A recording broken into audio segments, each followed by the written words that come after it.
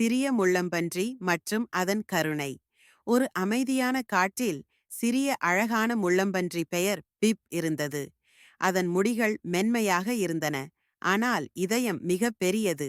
ஆனால் அது மிகவும் சிறியதானதால் மற்ற விலங்குகள் அதனை பெரிதாக கருதவில்லை. ஒரு மழைக்கால இரவில் பிப் ஒரு சிறிய நீலப் பறவை நடுங்கிக் கொண்டிருப்பதை பார்த்தது. ஏய், நீ குளிர் கொண்டு நடுங்குகிறாயா என்று கேட்டது. பிப் உடனே விழுந்த இலைகளை சேகரித்து அந்த பறவைக்கு ஒரு சூடான குடில் அமைத்தது.